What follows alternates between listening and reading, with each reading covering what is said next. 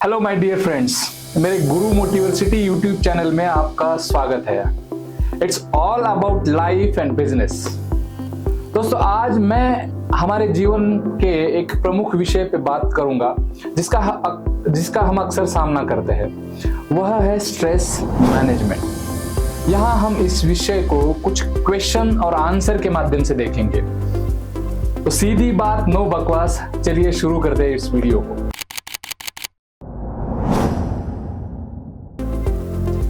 दोस्तों, स्ट्रेस क्या है?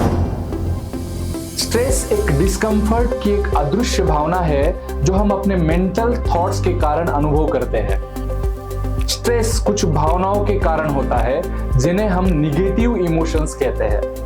ये भावनाएं mostly anger, fear, worry, sadness, overwhelm thoughts, regret, jealousy, ऐसी बहुत सारी भावनाएं होती है।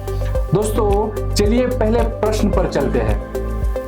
क्या आप जानते हैं कि हम कब चिंतित महसूस करते हैं? When do we feel worried?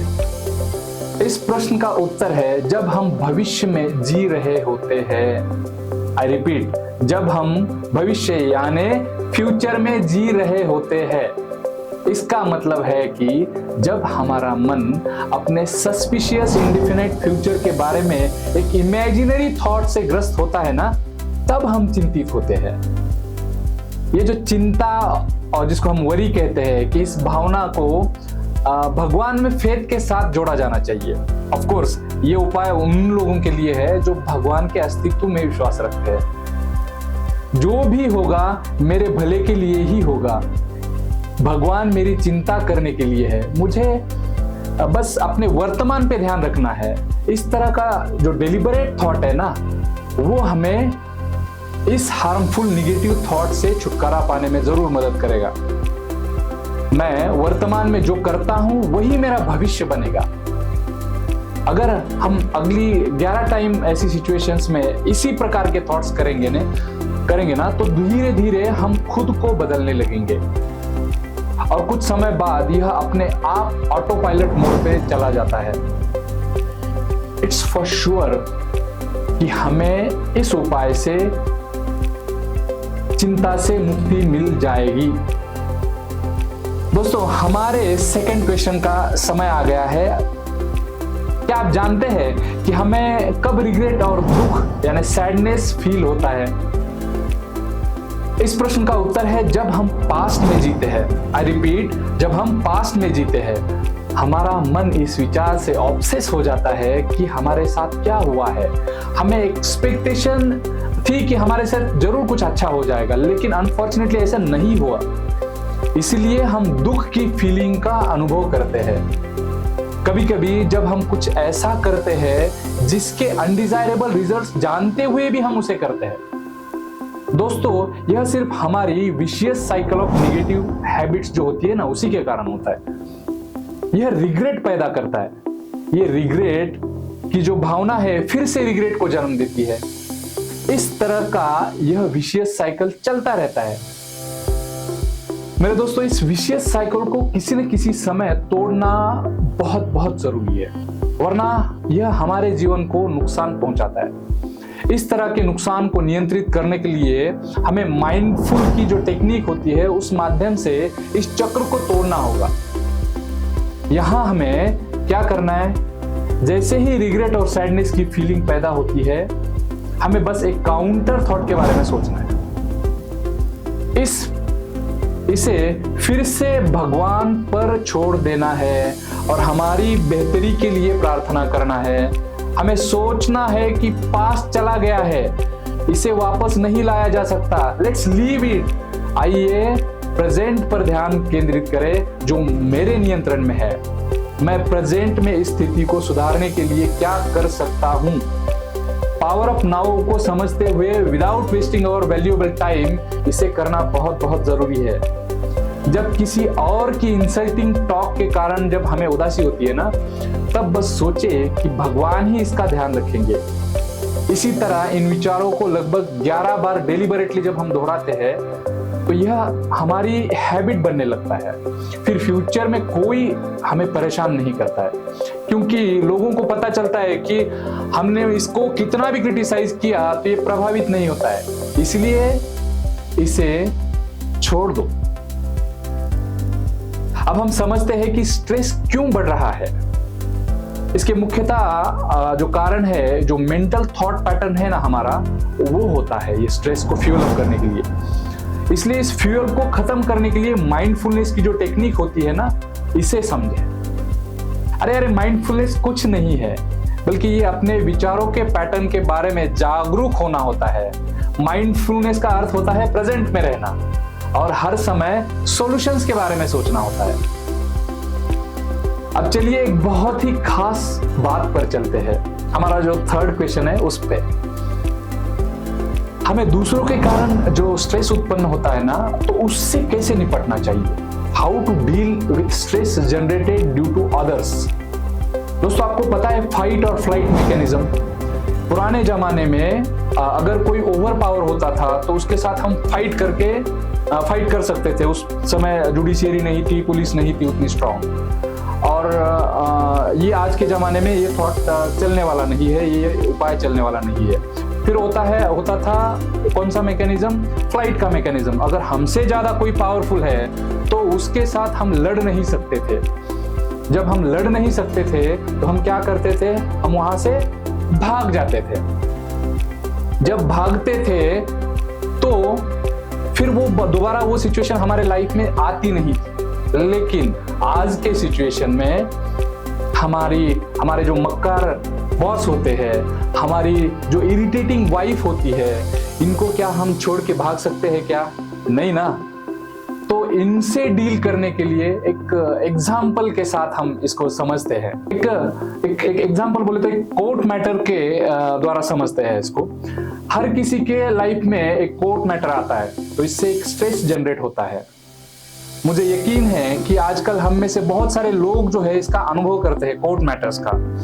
अधिकांश समय हमें लगता है कि हम सही है। हाँ, मोरली हम सही भी होते हैं, लेकिन चूंकि हम कानून नहीं जानते, इसलिए हम अपने कोर्ट मैटर और अपने फ्यूचर को लेकर चिंतित महसूस करते हैं। इस स्ट्रेस के कारण हमारे ब्रेन और बॉडी में कुछ असहज और अनडिजायरेबल जो कुछ फीलिंग घटित होती है। भले ही हमें कोई गलत काम नहीं किया हो, हमें ऐसे मामलों का सामना करना पड़ता है। अब समझ लीजिए कि एक चीज ऐसी है जो हमारे हाथ में नहीं है। ये जो चीज है पूरी तरह से भगवान के नियंत्रण में है।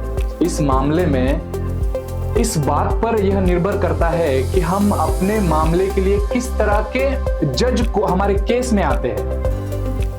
जज मोस्टली कानून के अनुसार ही काम करते हैं, लेकिन बहुत सारे जज जो निर्णय देते समय ना, उनका जो डिस्क्रिप्शन होता है उसी को इस्तेमाल करते हैं। वो वही जजमेंट सुनाते हैं जिस पर वो कन्विंस हुए होते हैं। इसलिए एक जज जो है दूसरे जज से अलग होता है। हमारे भाग्य में कौन सा जज आएगा यह भगवान द्वारा नियंत्रित होता है। भाग्य हमारे पिछले जन्म के जो कर्म होते हैं उनसे बनता है। इसलिए जब भी हमारा मन में ऐसा स्ट्रेस आए, जैसे ही हमारा ये स्ट्रेस की शुरुआत हो तो वो अलर्ट मोड पे जाना है, और जैसे ही हम अलर्ट मोड पे चले जाएंगे तो हमें काउंटर थॉट थिंक करना है। क्या करना है? एक काउंटर थॉट को थिंक करना है, उसके बारे में सोचना है, और फिर से ईश्वर को इस निगेटिव हार्मफुल थॉट का हमें सहारा बनाना है। ऐसी हानिकारक विचारों को ईश्वर के चरणों में छोड़ने की मेंटल इमेज हमें बनानी, विजुअलाइज करना है, और ईश्वर के हाथों से कुछ पॉजिटिव एनर्जेटिक थॉट जो है प्राप्त कर रहे हैं, ऐसा इमेजिन करना है। मेरे दोस्त, ये प्रैक्टिकली यह परिणाम देता है। इस तरह के व्यवहार का 11 बार जब हम प्रैक्टिस करते हैं ना, तो जो हमारे स्ट्रेस कॉजिंग इंसिडेंसेस है ना, इससे हमें ये आदत हो जाती है इससे छुटकारा पाने की। तो 100% जो हमारी स्ट्रेस बढ़ाने वाली आदत से हम बाहर निकलते हैं। अब दोस्तों, पहले से भी ज्यादा स्पेशल हमारे फोर्थ क्वेश्चन पे चले जाते हैं। हम स्ट्रेस के दुष्चक्र को कैसे तोड़े, how to break our vicious circle of stress. यहाँ सबसे पहली और सबसे जरूरी बात यह है समझना कि मुझे स्ट्रेस है और यह साइक्लिकल नेचर का है। स्ट्रेस की हर समस्या का आधा हल वही हो जाता है जब हमें ऐसा एहसास होता है कि मुझे स्ट्रेस है, जब हम मानते हैं ऐसा, तब। इसे मेरे एक रियल लाइफ के एग्जांपल के साथ हम समझते हैं। एक दिन क्या हुआ था ना, कोर्ट जाने के लिए मैं जल्दी में था। मेरे घर से आधे घंटे की दूरी पे वो कोर्ट था।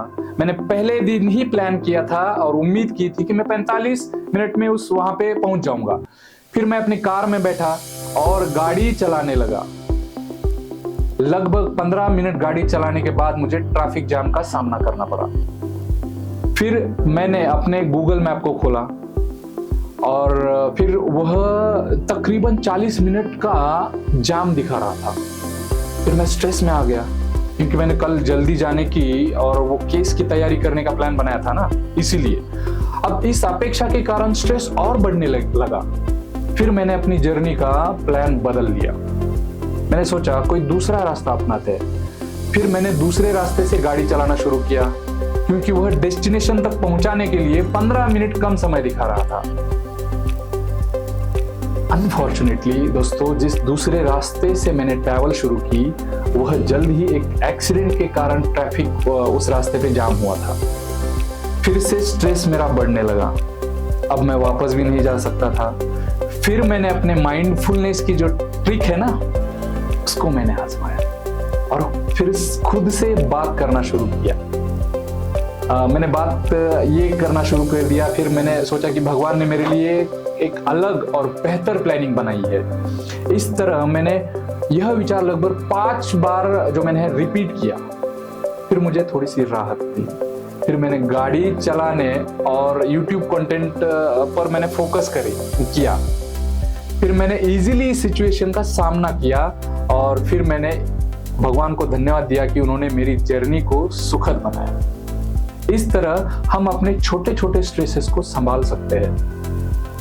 ये जो छोटे स्ट्रेसेस होते हैं ना, वो अंततः बड़े स्ट्रेस का कारण बनते हैं। इसी तरह हम जीवन में बहुत सारी एक्सपेक्टेशंस रखते हैं, लेकिन एक बात समझ लीजिए कि हर एक्सपेक्टेशन पूरी नहीं होती है।